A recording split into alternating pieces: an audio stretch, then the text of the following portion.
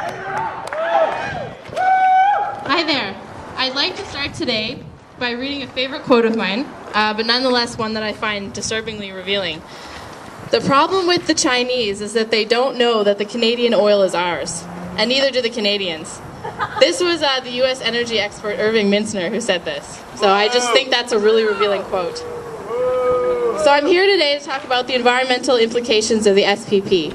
Since we are here in the midst of an election, super important, so crucial to the fate of Alberta's future and the future of the world in terms of climate change, I'm going to focus on the strengthening relationship between the SPP and the tar sands.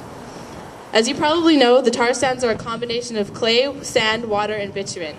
To mine the tar sands and extract the bitumen from the other materials is an extremely costly and environmentally destructive process. To mine 1 barrel of oil requires 250 cubic feet of natural gas and then another 500 cubic feet to upgrade the bitumen into synthetic oil. Yeah, Boo's right. The tar sands use 2 to 4.5 barrels of water. Sorry, the wind is blowing my paper. Per barrel of oil produced and release 2 times as much CO2 as conventional oil production. In fact, the tar sands are the largest contributor to the growth of greenhouse gas emissions in Canada at about 40% of our country's emissions. Then there's the fact that to mine the tar sands requires the clear cutting of the boreal forest, which is as much responsible for the oxygen that we breathe as the rainforest. First Nations lands are being contaminated, animals are being poisoned by the immediate pollution of the tar sands plants, and rare cancer rates are increasing in downstream communities, something that even Premier Stelmach is not denying, but seems nonetheless willing to do nothing about. So, what does the SPP have to do with all this? Well, let's start with how Canada is the biggest single supplier of crude oil to the U.S. What better way to get access to Canada's oil, specifically the Alberta tar sands, than by further entrenching the principles of NAFTA and the integration of North America? The SPP's goal is the collaboration with energy corporations to promote continental integration of energy industries and infrastructure. The scary element in all of this is that the SPP promotes the removal of pre-existing regulation. In 2006, an oil sands experts working group was created so that Canada, the US, and Mexico can, quote, collaborate through the SPP on the development of oil sands resources. This working group meets outside of regular government activity and has no public input. These are truly backroom deals. A key component in this plan for energy integration is the increase of pipelines to transport tar sands oil to the US.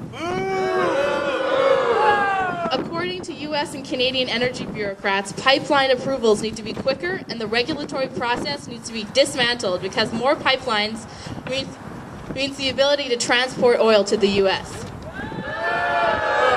The SPP also advocates an immediate 2-fold increase in tar sands production by 2010, and soon after that a 5-fold expansion.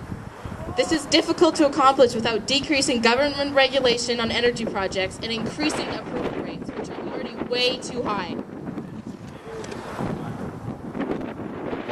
This increase in production also requires an increase in cheap labor, which I'm sure you're all familiar with. Enter the February 2007 framework for the Guest Worker Program.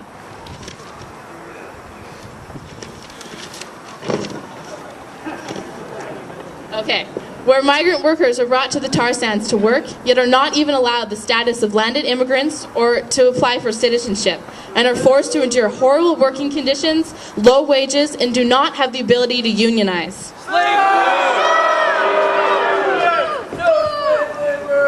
The plan for the tar sands under the SPP has such obvious environmental and social problems, yet pipeline and transportation corridors will cut across Saskatchewan, Manitoba to bring oil to the southern U.S.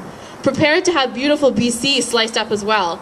In Western Canada alone, CN Rail plans to invest nearly $350 million in track infrastructure. Bulk transfers of water from Canada to the U.S. would redirect water from BC and the Yukon south.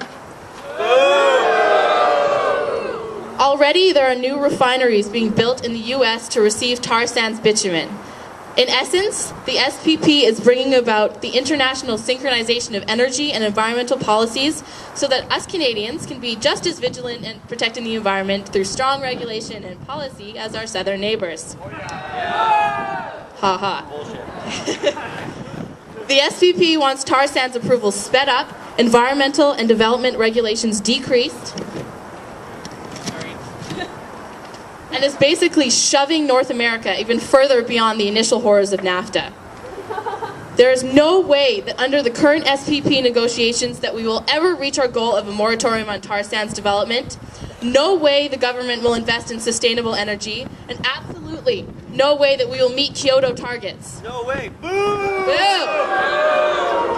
The SPP and the tar sands need to be nipped in the bud right now. Thank you.